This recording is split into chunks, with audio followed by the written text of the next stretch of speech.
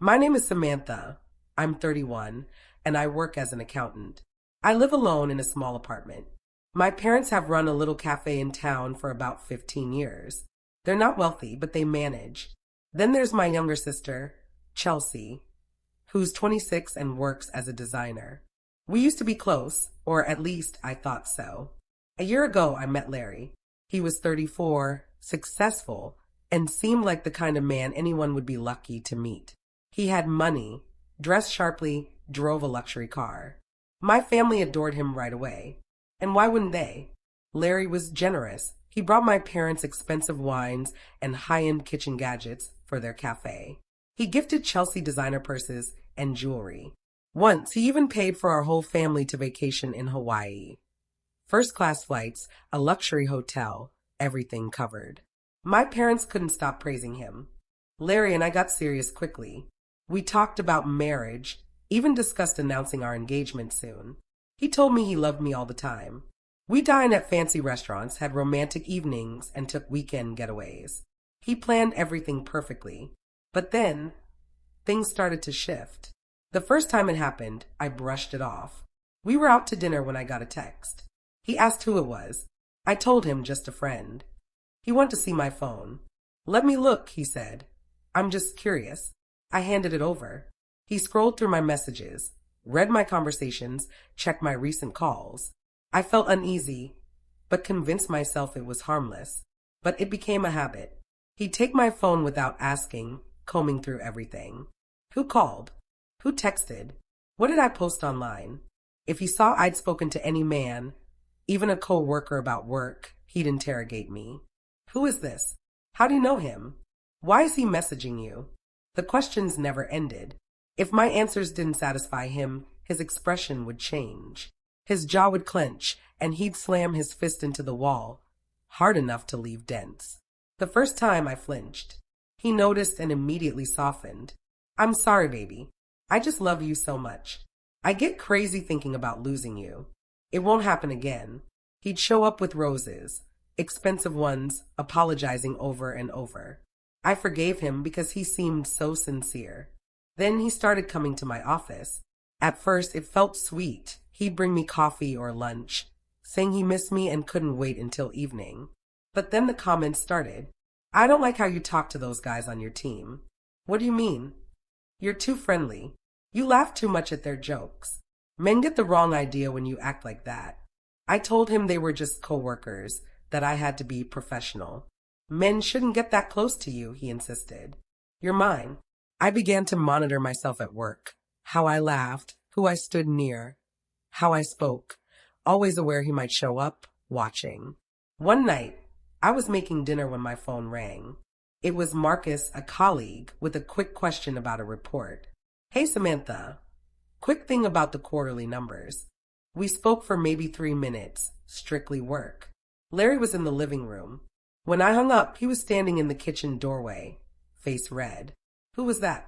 "Marcus from work. He had a question about, a man calls you at night and you just answer." It was about work. 3 minutes. He stormed over, snatched my phone, and hurled it to the floor. It shattered, screen splintered, pieces everywhere. I just stood there, stunned. Then he dropped to his knees. "Oh God, I'm so sorry. I don't know what came over me. Please forgive me. I love you so much. I just can't stand the thought of other men in your life. I'm sorry." The next day, he bought me a brand new phone, the most expensive model. He handed it to me with an apologetic smile. "I'm going to work on this. I promise. I love you." I took the phone, but something inside me changed. I was afraid of him now. I didn't know what he might do next. The wall punching was bad enough, but smashing my property? What would come after that? I called my parents and told them everything. The phone checking, the interrogations, the wall punching, the broken phone. I thought they'd be worried, tell me to be careful, maybe urge me to leave him.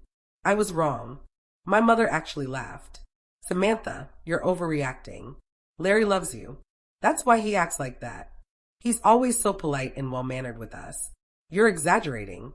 "Mom, he smashed my phone. And he bought you a better one. See? He apologized. He's trying. Relationships aren't perfect, sweetheart. Then I called Chelsea. Oh my God, she said, that's so intense. Like a movie.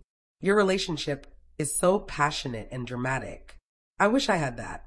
I stared at the phone. My sister thought my boyfriend's violent outbursts were romantic. Chelsea, he scares me. He just loves you a lot, that's all. I hung up, feeling more alone than ever. My own family didn't see what I saw. Or maybe they didn't want to. Larry kept promising to change. He kept apologizing, and I kept hoping he'd get better. But deep down, I knew it would only get worse. It happened on a Thursday night. I had a big project at work and knew I'd be staying late. I texted Larry that morning. Hey, I'll be working late tonight. Big deadline. Probably won't be home until 8 or 9. He didn't reply. I figured he was busy. I worked until about 8:30, finished up, and headed to the parking lot. It was dark, nearly empty.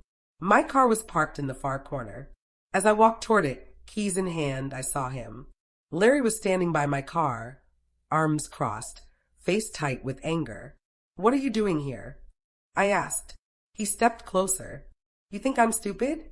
Working late, that's your excuse. It's not an excuse. I had a deadline. I told you this morning. You were meeting someone. Some guy. That's why you stayed late. Larry, that's insane. I was working. Call my boss if you don't believe me. Don't lie to me. He was shouting now, his voice echoing across the lot. I'm not lying. He moved so fast I didn't see it coming. His fist hit my face, right on my nose. I heard a crack. Pain exploded, and I was on the ground. Blood poured down my face, soaking my shirt. I screamed. People came running, security guards, a few late workers who'd heard the commotion. They grabbed Larry, pinned him down. Someone called the police. I sat on the ground, clutching my face, blood seeping through my fingers. My nose was broken. The police arrived quickly and took Larry away in handcuffs. An ambulance came for me. At the hospital, they confirmed it, a broken nose, likely needing surgery. I filed a police report that night. Assault, battery, everything documented. Photos of my injuries, medical records, witness statements. For people had seen him hit me. When I called my parents, I expected sympathy, concern, anger at the man who hurt their daughter. Instead, I got this. Samantha, you shouldn't have filed that report, my mother said. Larry is a nice guy. He made a mistake. You need to withdraw that report immediately. Mom, he broke my nose. He punched me in the face. Relationships are complicated. You both need therapy. Family therapy. You can work this out. My father took the phone. Your mother is right. This will ruin his life. You don't want that on your conscience. I couldn't believe what I was hearing. Then Chelsea called. Hey, I heard what happened. But, he just made a small mistake. He'll fix it. You guys are getting married anyway, right? You'll have kids soon, and this whole thing will be forgotten. He broke my nose, Chelsea. But he apologized, right? He always apologizes. And honestly, did you maybe provoke him? Were you being rude or something? I provoked him by working late at my job. I'm just saying maybe you could have handled it better. I hung up on her. Larry didn't give up easily. He started sending me messages, texts, emails, voicemails, all threatening. If you don't come back to me, you'll regret it. You have no idea what I'm capable of. Drop those charges or else. I showed everything to my lawyer. We filed for a restraining order, and it was granted. Larry was ordered to stay 500 feet away from me and attend anger management therapy, but I still didn't feel safe. A piece of paper wouldn't stop him if he really wanted to hurt me. I spoke to my boss and arranged to work remotely. Then I started planning my escape. I found an apartment in another city, 2 hours away. I told no one, not my parents, not Chelsea, nobody. I moved in the middle of the night, taking only what I could fit in my car. In my new place, I took every precaution. I stopped posting photos online, turned off all location services, varied my routes, never took the same path twice. I checked my mirrors, looked over my shoulder, watched for anyone following me. I was paranoid, but I'd rather be paranoid and alive than trusting and dead. My parents called constantly. Every few days, the same conversation. Samantha, why won't you tell us where you live? We're your family. We want to visit. Give us your address. You've abandoned us. You've forgotten your family. Each time, my mother pressed harder. Just give me the address. We'll come see you. Make sure you're okay. No, Mom. Larry could follow you. He could find out where I am. That's ridiculous. He's not going to follow us. You're being paranoid. I'm being careful. You've lost your mind, Samantha. You need help. This isn't normal. They started telling people I'd had a breakdown, that I'd run away from my family, ended my engagement for no reason, and now had serious psychological problems. Relatives called, concerned. I heard you're not doing well. Your parents are worried. Then Chelsea called with something worse. Larry told me everything, she said. He said you cheated on him. That's why you really left. You ran away to another city with your new boyfriend. That's a complete lie. His story makes more sense than yours. Honestly, you've always been kind of weird. Chelsea, I'm your sister. Why would you believe him over me? Because you're the one hiding. You're the one who ran away. Innocent people don't run. I hung up again. After that, I stopped answering most calls. But my mother found a way through. Samantha, please. What if something happens to us? What if your father has a heart attack? Or I get sick? How would we find you? You need to at least tell us what city you're in. Just the city, please. She sounded so worried, so scared. I gave in. Fine. I'm in Portland. I thought that was safe, just the city, not my address. I had no idea how wrong I was. 2 weeks after I told my mother, Chelsea called. Hey, I'm actually in Portland for work. I don't know the city. Could we meet up? I could use some help getting around. I was suspicious, but she was still my sister. Maybe she'd finally come around. Maybe away from our parents and Larry, she'd see things clearly. Sure, let's meet at a cafe. I'll text you the address. I picked a spot downtown. Public, lots of people. Chelsea was already there when I arrived. She hugged me, ordered coffee, and we sat down. For a while, it felt almost normal. She talked about her job, asked about mine, chatted about movies and places we'd been. But I noticed she kept steering the conversation back to my personal life. So, are you seeing anyone? Met any guys in Portland? No, I'm focused on myself. Come on, you must have someone. A girl like you doesn't stay single long. I'm really not dating, Chelsea. Then she changed tactics. So Larry came by our parents' house a couple weeks ago. He brought gifts for everyone. Really nice stuff. And he explained everything. What really happened between you two? And what did he say? He said he didn't hit you. He said you swung at him first, and he was just defending himself. He pushed you away and you fell and broke your nose. It was an accident. I stared at her.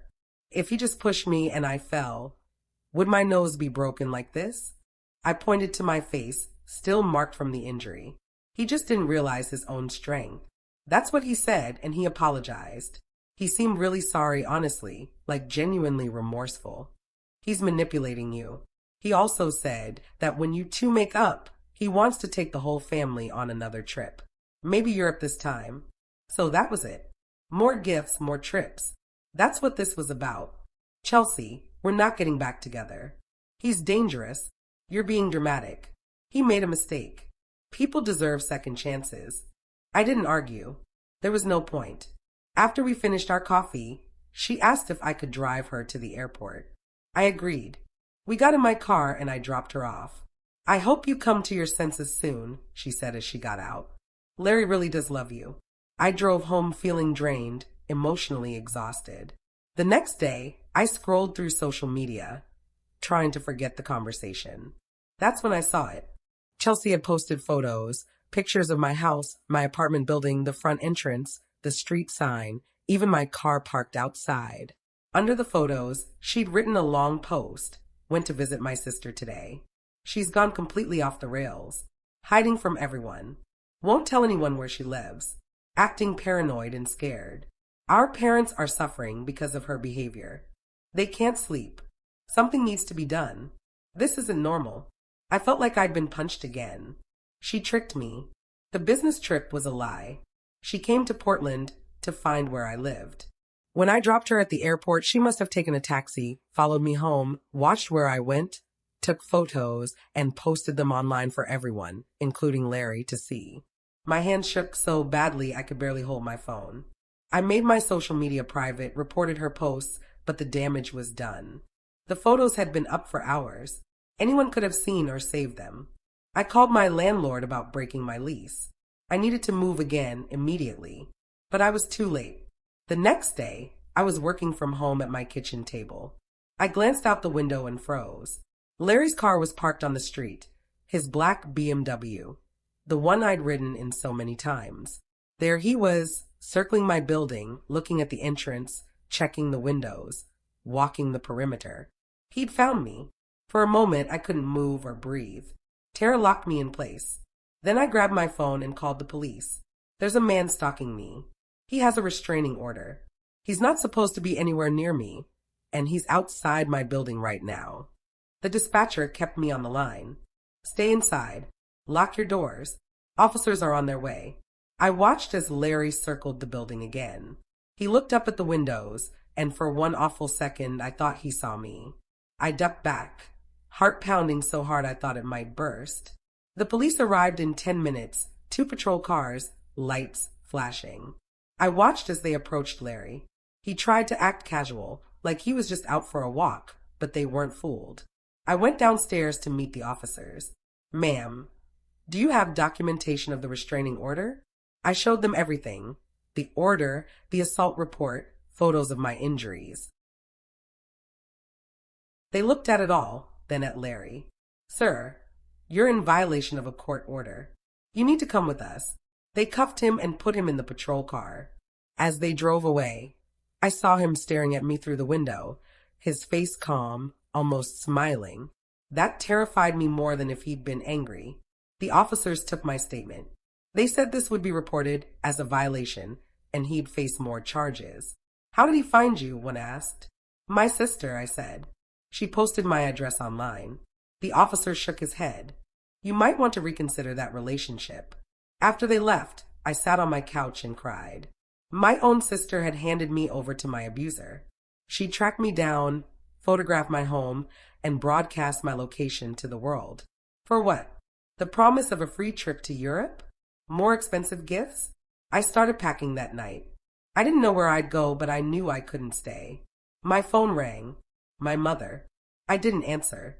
It rang again. Chelsea. I turned off my phone. I was alone. Completely alone. But at least alone, I had a chance to survive. The story spread faster than I could have imagined. Someone at the police station must have talked, or maybe a journalist was watching court records. However it happened, the story hit the local news, then spread online. The headlines were brutal. Sister betrays abuse victim. Lead stalker to her door. Woman posts siblings' address online. Ex-boyfriend violates restraining order.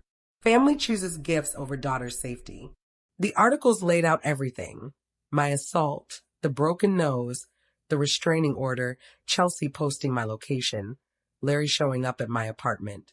They interviewed the police, quoted court documents, detailed the timeline. People were outraged. Comment sections exploded with anger at my family. Social media posts went viral. Then something unexpected happened. Other women came forward. The first contacted the police directly. Then another called the newspaper. Then 3 more. 5 women in total, all with similar stories. All had suffered at Larry's hands before me, but none had reported him out of fear. My case gave them courage. The trial happened 3 months later. I testified. The 5 other women testified. We all sat in that courtroom and told our stories, one after another. The evidence was overwhelming. Larry's lawyer tried to paint him as misunderstood, as someone who'd made mistakes but was trying to change. But 5 women with matching stories, documented injuries, restraining order violations. Even his expensive lawyer couldn't spin that. The jury deliberated less than 4 hours. Guilty.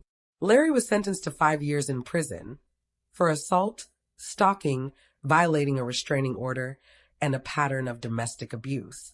But that wasn't the only outcome. Chelsea faced charges, too. She knowingly posted my location online, knowing about the restraining order, knowing Larry was dangerous, knowing he'd already broken my nose. She was fined $25,000. Not enough, in my opinion, but it was something. During the entire trial, My parents sat behind Chelsea, supporting her, comforting her.